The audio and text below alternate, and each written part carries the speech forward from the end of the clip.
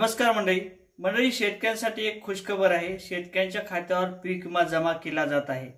कोणत्या पिकाचा पीक विमा जमा केला जात आहे, त्याचबरोबर कोणत्या वर्षीचा पीक विमा जमा केला जात आहे आणि कोणत्या शेतकऱ्यांच्या खात्यावर पैसे जमा केले जात आहेत, किती पैसे जमा केले जात आहेत, या संदर्भात आपण थोडक्यात आणि सविस्तर अशी माहिती घेण्याचा प्रयत्न करणार आहोत।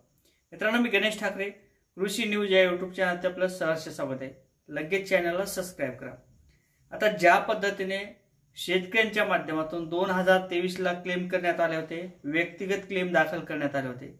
व्यक्तिगत क्लेमचा आता पीक विमा शेतकऱ्यांच्या खात्यावर जमा केला जात आहे। शेतकऱ्यांच्या खात्यावर हे पैसे जमा होत आहेत आणि ज्या पद्धतीने शेतकऱ्यांच्या माध्यमातून सोयाबीनचा असेल, कापसाचा असेल, तुरीचा असेल, उडदाचा असेल, मुगाचा असेल, अशा पद्धतीने शेतकऱ्यांच्या माध्यमातून क्लेम दाखल करण्यात आले होते। परंतु शेतकऱ्यांच्या खात्यावर 1000 रुपयाच्या आत पैसे जमा करण्यात आले होते। अशा शेतकऱ्यांच्या खात्यावर उर्वरित पीक विम्याची रक्कम ही वाटप केली जात आहे। शेतकऱ्यांच्या खात्यावर कालपासून आणि आजपासून हे पैसे वाटप केले जात आहे। त्याचबरोबर शेतकऱ्यांच्या पीक विम्याला मंजुरी आली होती, परंतु पीक विमा वाटप करण्यात आला नव्हता।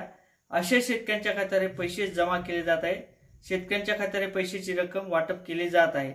आता कोणत्या पिकाचा पीक विमा वाटप केला जात आहे? सोयाबीनचा पीक विमा वाटप केला जात आहे, उडीद मुगाचा पीक विमा वाटप केला जात आहे, कापसाचा पीक विमा वाटप केला जात आहे। अशा पद्धतीने 2023 चा पीक विमा वाटप केला जात आहे।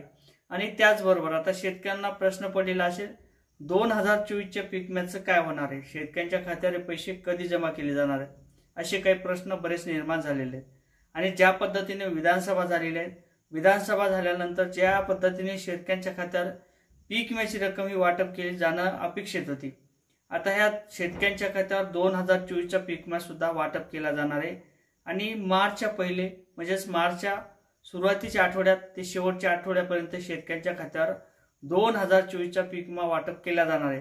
आता यामध्ये कोणता पीक विमा वाटप केला जाणार आहे? ज्या शेतकऱ्यांनी व्यक्तिगत क्लेम दाखल करण्यात केले होते, अशा शेतकऱ्यांचे क्लेम आता मंजूर करण्यात आलेले मंजूरचा पीक विमा शेतकऱ्यांच्या खात्यावर 2024 चा वाटप केला जाणार आहे।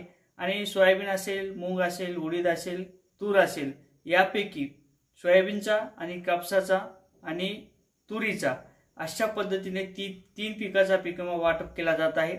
त्याचबरोबर काही भागात फळबागचा पीक विमा सुद्धा होता, त्या शेतकऱ्यांच्या माध्यमातून फळबागचा पीक विमा सुद्धा भरला होता। अशाही शेतकऱ्यांच्या खात्यावर फळबागचा पीक विमा सुद्धा 2024 चा वाटप केला जाणार आहे। मार्च महिन्याच्या पहिल्या आठवड्यात तर शेवटच्या आठवड्यापर्यंत हे पैसे वाटप केले जाणार आहे, अशा पद्धतीची काही माहिती समोर येत आहे। निश्चितच आपण जिल्ह्यावरील माहिती या नेक्स्ट व्हिडिओच्या माध्यमातून घेणार आहोत।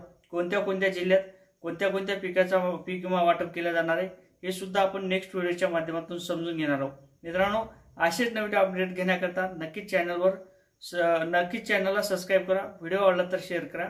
जय शिवराय।